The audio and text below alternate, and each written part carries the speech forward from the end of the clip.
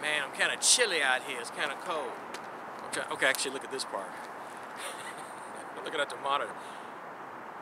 Okay. All right, this is the first part of the show. I don't know what I'm going to show you, but it's all going to be good. It's about Rahm Emanuel and the public schools and the re-election or the defeat of Rahm Emanuel. Let's watch the show.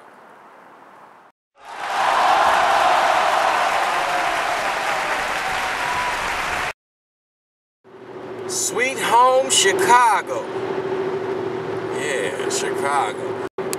Oh, I'm getting closer to downtown. Sweet home Chicago. Welcome to the show, everybody. And we're starting the show about Rahm Emanuel and the election.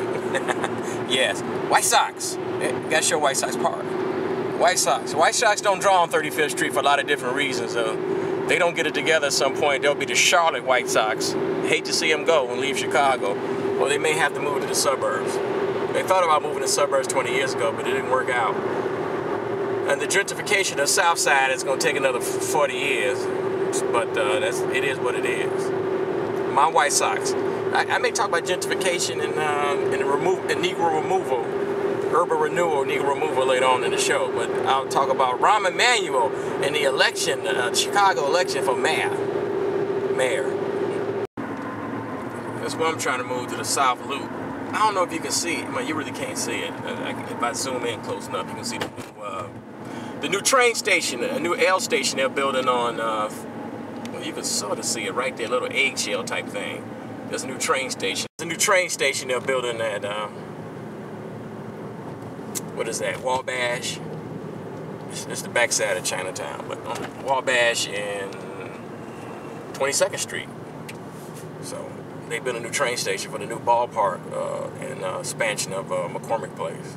I told y'all about that. See, you can sort of see this construction of the new train station near McCormick Place. See, it's really about the expansion of the South Loop. See, I don't know if the expansion of the South Loop is going to spill over to, 31st Street, 35th Street. We'll see, If y'all remember the old movie Ferris Bueller Day Off, it was an old configuration. This wasn't the configuration they had. It was only one road that went up, and he went up this road. It wasn't Ferris Bueller Day Off. They didn't have this tunnel here when Ferris Bueller was made. That was a long time ago. Oh, watch out. Going in the tunnel. All right. There's a new building. They building another, right by the Target store over here. They building a new high-rise.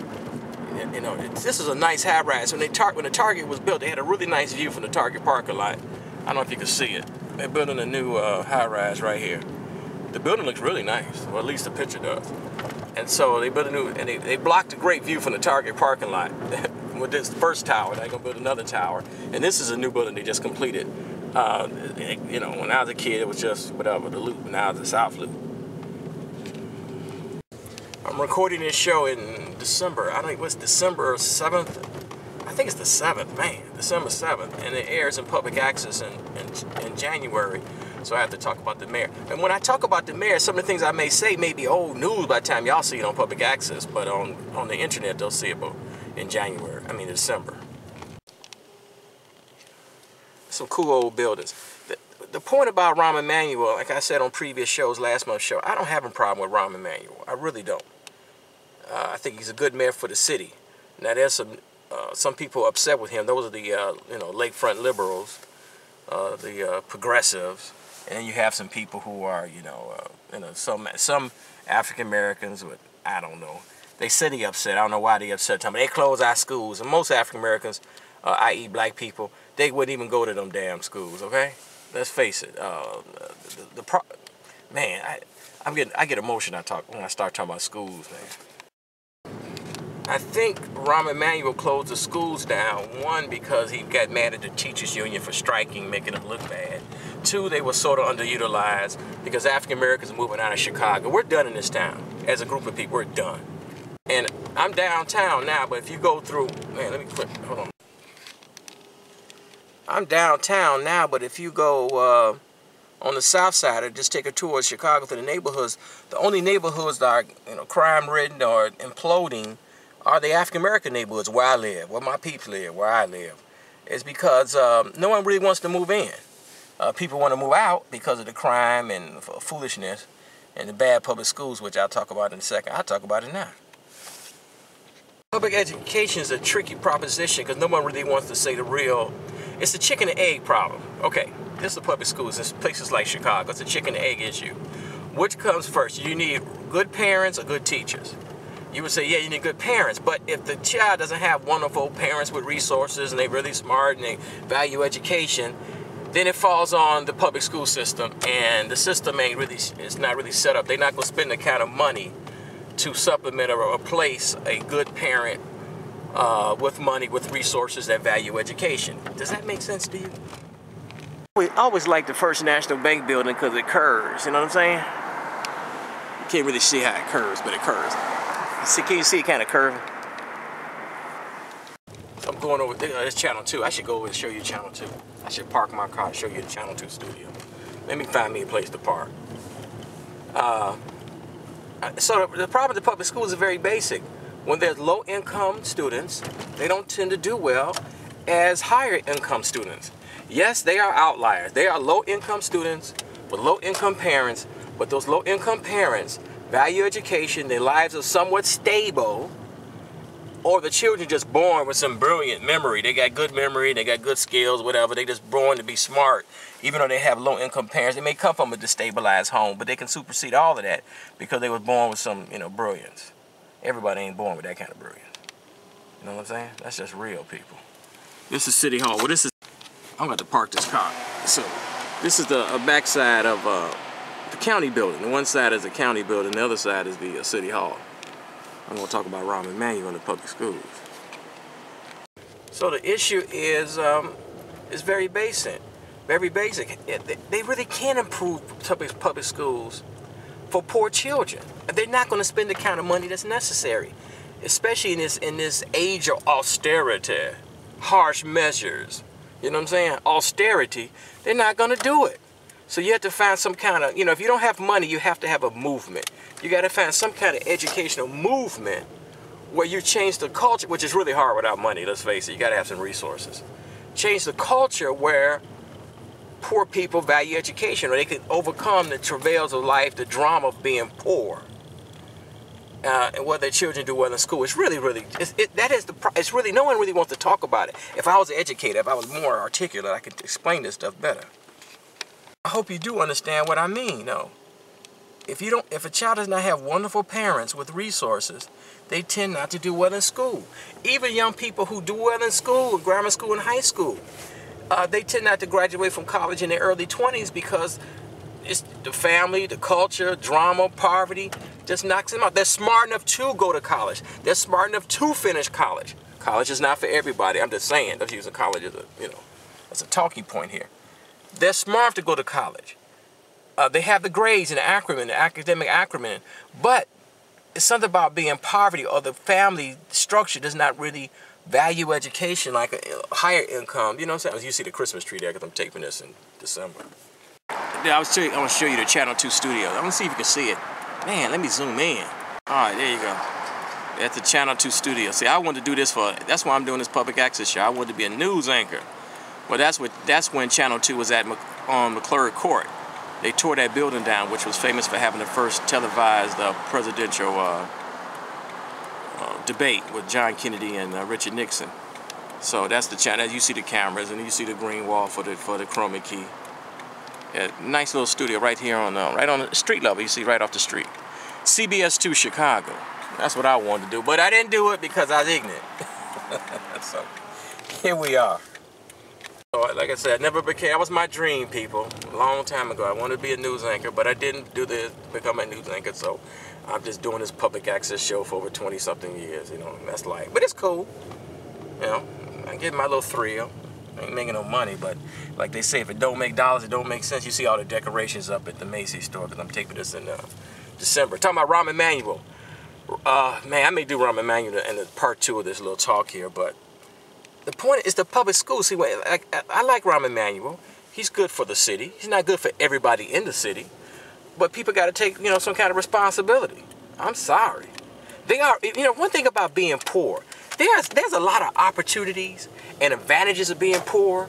But when you're really poor, you don't really understand the advantages of being poor. Because if you're poor and let's say, I'm not talking about the children. If your children are poor and they do well in school, there's a lot of advantages of being poor and do well in grammar school and high school. I mean, you just don't know. Who gonna tell you? You know, so, but you gotta play the hand that's dealt with you, okay? That's dealt to you.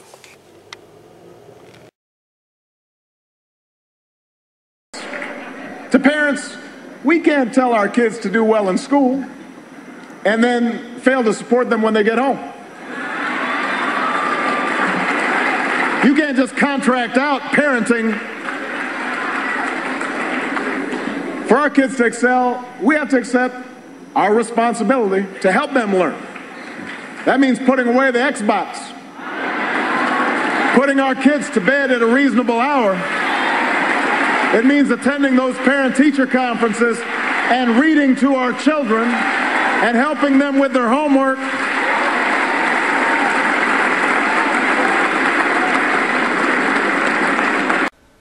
The Urban League, the NAACP, Operation Push, and other civil rights organizations, they must have a vigorous approach to teaching values in our homes. Many African American homes are totally destabilized. Yes, it's poverty. The main problem with low income African American homes, yes, is poverty. Poverty is real. But what's worse than poverty is a lack of values. Values. Values. Values. Civil rights organizations have to help these young ladies, these young mothers, and these grandmothers to raise their boys and their girls with values so the little boys and little girls can value education, delayed gratification, frugality, yes, and chastity, and a host of other wholesome values. If we teach these things, if these organizations have a mass approach to teaching these values in the homes, low-income homes, we can end this crime, the murders,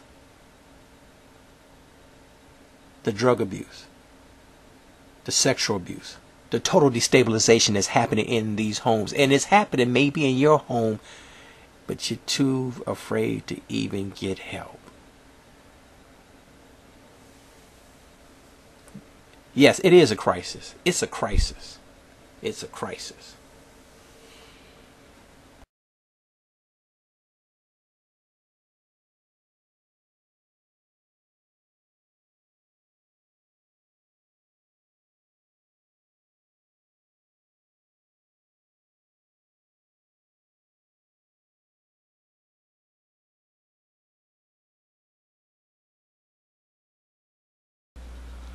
Who has the most influence over the masses of African Americans? Minister Louis Farrakhan? Reverend Jesse Jackson? WGCI Radio? Power 92 Radio? V103? The local TV news?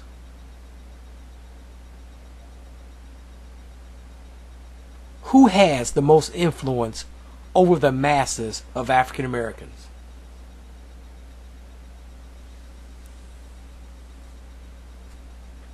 There are people like me who, I hate to say blame, for the lack of a better term, blame the African American women for the plight, for some of the problems in the African American community, the low income African American community.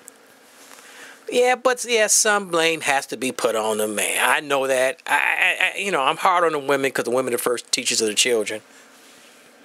But the black woman, the mama and grandmothers, they run the black man away. They run the African American man away.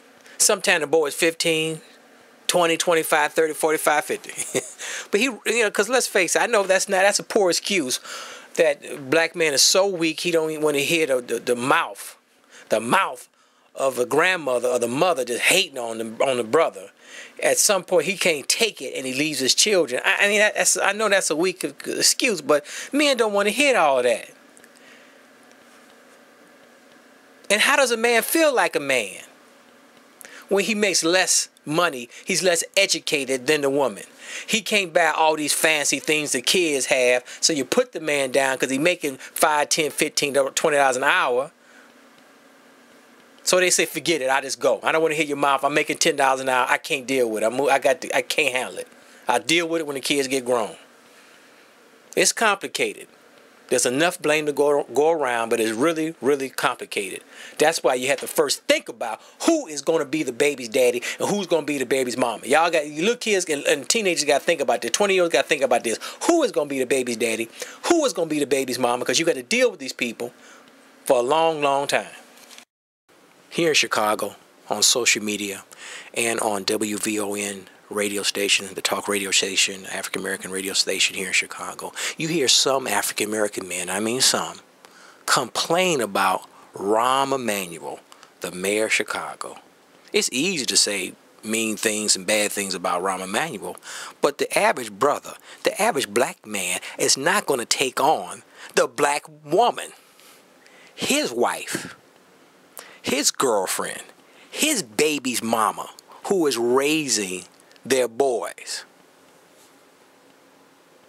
That's what we should be focusing on. How do we ensure that every African American boy, our boys, our children, our grandchildren, our nephews, how do we ensure that all of our boys, our African American boys, are reading at grade level? Let's focus on that. Let's focus on ensuring that every African American boy is reading at grade level, reading and writing at grade level. Let's focus on that. All 8th graders should go on a college tour. So we should encourage grammar school principals to take their 8th graders on a college tour to a college like Northwestern University or Notre Dame University. I can hear the critics now saying, why are you taking 8th graders on a college tour to schools like Northwestern and Notre Dame, knowing they ain't never going to qualify and be admitted to top universities in America? I understand. But the point is, you're trying to expand the consciousness of students so they can have a consciousness and thoughts beyond the hood, to get them to know there's a world outside the hood, whether they go to Notre Dame, Northwestern, UIC, U of I in Champaign, city colleges in Chicago or community college in some other state, some other city, to let them know the possibilities, that there's a world beyond their old neighborhood. That's the point. Expand their consciousness.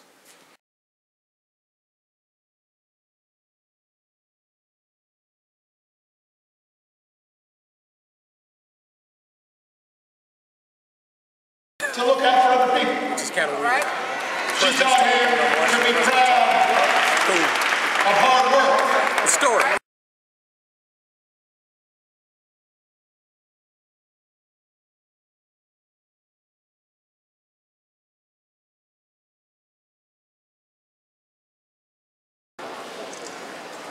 Is that the power to move our society, our government, it really is in your hands. I know it's a cliche, and I know that around the country, Republicans have been trying to make it harder for folks to vote. But the truth of the matter is that so often we disempower ourselves.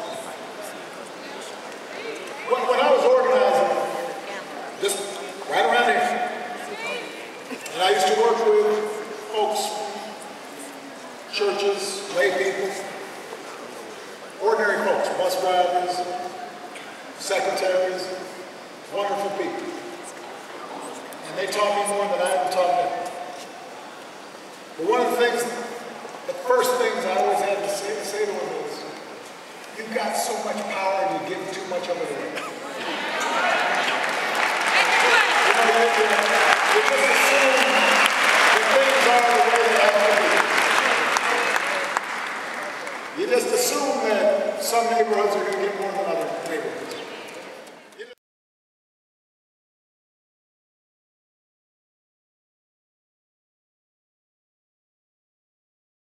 This is the book I'm reading right now. Think Like a Freak. I'm reading this book, Think Like a Freak, by Dubner, Stephen Levitt and Dubner. Man, okay. But I never met Mr. Dubner, but I met Mr. Levitt when Freakonomics came out. I met him on the book tour. Long story. I'm a limo driver. I drove him to his house a couple of times. Long story. Nice guy. That's one thing about being a limo driver. You meet a lot of people. You get a chance to talk to people you would never ever meet or talk to. It's a cool job. I'm tired of doing it, but I got to figure something out. Think like a freak, because they make you think. The book makes you think. I can't tell you what it's about, but it makes you think. All right, this is City Hall. See, people, they trying to get rid of Rahm Emanuel. Long story.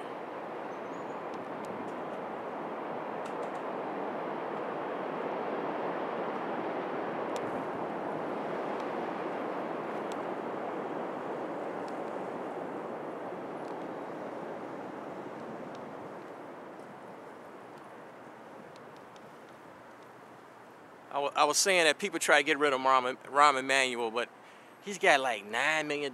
You know, $9 million is a lot of money. When you have $9 million, you can take care of a lot of people, run a lot of commercials, do a lot of organizing.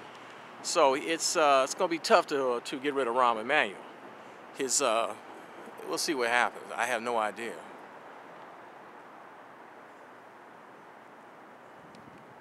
I should go inside. It looks like it's closed. Who knows?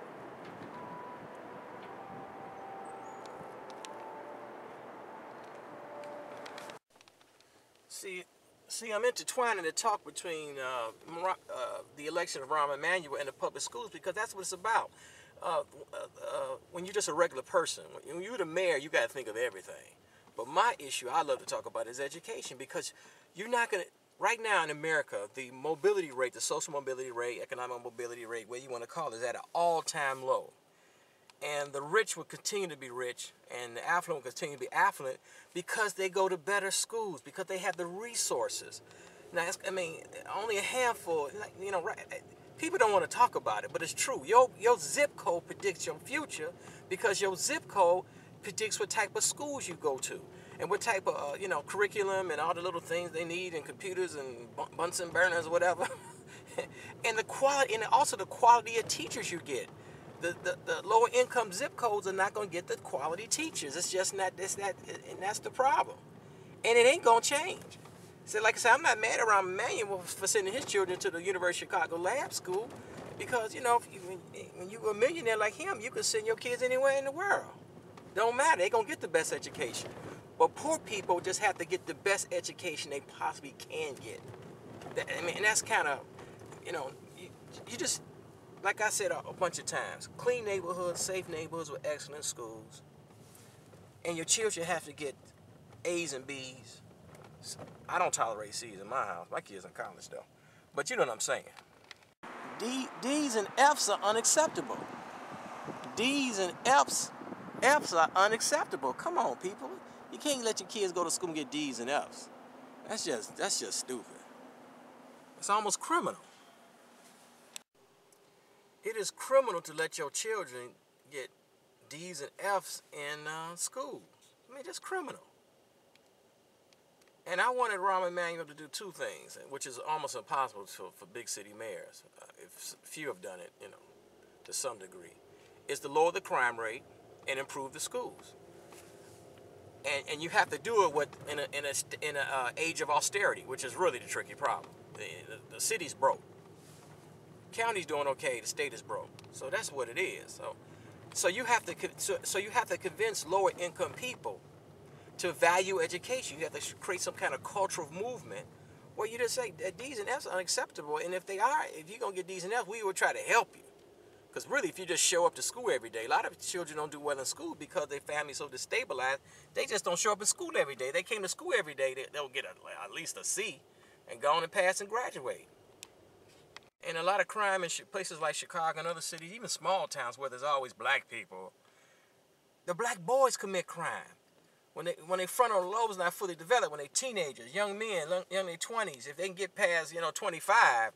I was listening to a professor. I may have told you this before. I listened to a professor from Northwestern University, and the cat actually, I think I admit the cat's a long story. I met a lot of people being a limo driver, but the professor said was that if you get past 25 years old, you don't commit crime. It's not likely you're going to go to the odds of you going to jail goes down way low past the age of 25, because for most men, their frontal lobes are not fully developed until they're like 25 years old. And when you're a teenager, you're silly. Teenagers are silly. I was a silly teenager back in the day. I had some youthful indiscretions, as they say. And then a bunch of stupid stuff as a teenager. And most young men, I'll tell you, any young man, you're lucky to see your 30th birthday because all the stupid, silly, dangerous things you do in your teens and 20s. Crime, drugs, drinking and driving, the whole nine. It's dangerous. So you're lucky to see your 30th birthday because you're just a fool when you're young. So the crime problem in many big cities is a black problem. And our leaders, they've tried to change it, but it's hard because you got to have a movement where you go in and help those mothers and them young 30-year-old, 35-year-old grandmamas to raise these boys. There's Millennium Park. Millennium Park is nice in the summertime and it's nice in the wintertime. It costs $1 billion or something, but it's nice. It's really nice. So what I'm trying to say though is that Rahm Emanuel, I don't know if he can fix it. I mean, like I said, if Rahm Emanuel wins his re-election, fine. If he loses, cool. I mean, Chuy Garcia, I meant to say earlier, Chuy Garcia is his most likely strongest opponent, and Mr. Garcia may get Mr. Emanuel in a runoff. Yeah, runoff. Because if you don't get fit some kind of way, Mayor Daley, old Mayor Daley, not the old Mayor Daley, the last Mayor Daley, the second Mayor Daley changed the rules where if you don't get 50% of the vote, you're going to a runoff. The show is over. I'm doing the closing and for both shows. I don't know if this is part 1 or part 2 you saw. Who knows? But hopefully you enjoyed it. It was about Rahm Emanuel and the public schools and the defeat or the re-election of Rahm Emanuel and we so-called Negroes, African Americans. Okay. The point is that there's no point. Clean neighborhoods. What I do is just run my mouth. Hopefully you understand the show and you get it. It's about clean neighborhoods, safe neighborhoods with excellent schools. I'm here in downtown Chicago, which is magnificent, which is beautiful. But the neighborhoods where I live, the South Side, is, it's okay. It's slowly imploding because we just have failed leadership. We need some new leadership. And whether Rahm Emanuel wins or Chuy Garcia wins or whoever becomes the next mayor, African Americans have to just focus on their children and make sure their children do well in school. That's what it's all about. Make sure your children do well in school and your children get A's and B's in school. That's what it's all about. Make sure your children do well in school. Stay off the streets and do well in school. Maybe you can get a nice apartment like this in Lake Point Tower.